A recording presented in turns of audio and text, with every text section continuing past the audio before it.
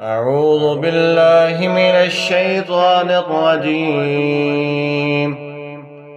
بسم الله الرحمن الرحيم.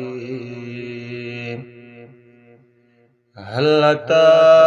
على الإنسان حين من الدهر لم يك شيئا مذكورا إنا خلقنا الإنسان من نطفة أمشاج نبتليه فجعلناه سميعا بصيرا إنا هديناه السبيل إما شاكرا وإما كفورا إنا أعتدنا للكافرين سلاسل وأغلالا وسعيرا إن الأبرار يشربون من كأس كان مزاجها كافورا عينا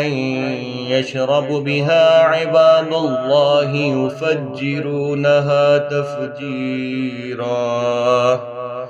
يوفون بالنذر ويخافون يوما كان شره مستطيرا ويطعمون الطعام على حبه مسكينا ويتيما وعسيرا إنما نطعمكم لوجه الله لا نريد منكم جزاء ولا شكورا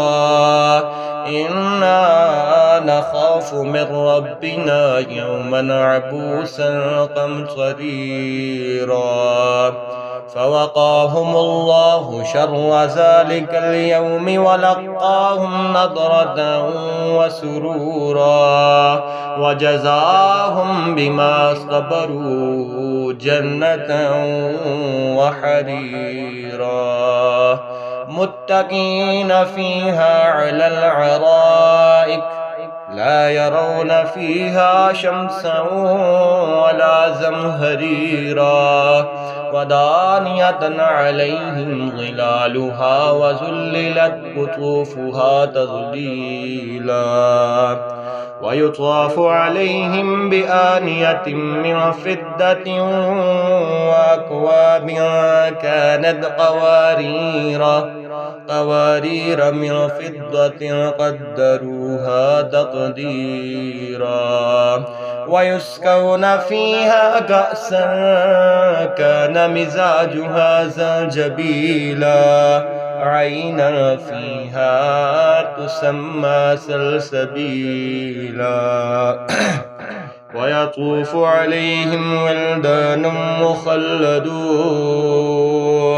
إذا رأيتهم حسبتهم لؤلؤا منثورا وإذا رأيت ثم رأيت نعيما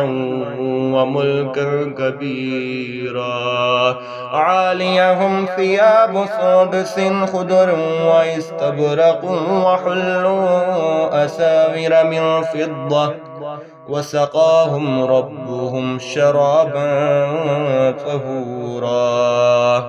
إن هذا كان لكم جزاء وكان سعيكم مشكورا إنا نحن نزلنا عليك القرآن تنزيلا فاصبر لحكم ربك ولا تطع منهم آثما أو كفورا واذكر اسم ربك بكرة وعسيلا ومن الليل فاسجد له وسبحه ليلا طويلا إن هؤلاء يحبون العاجلة ويذرون وراءهم يوما ثقيلا نحن خلقناهم وشددنا أسرهم وإذا شئنا بدلنا أمثالهم تبديلا إن هذه تذكرة فمن شاء اتخذ إلى ربه سبيلا وما تشاءون إلا أن يشاء الله إن الله كان عليما حكيما يدخل من يشاء في رحمته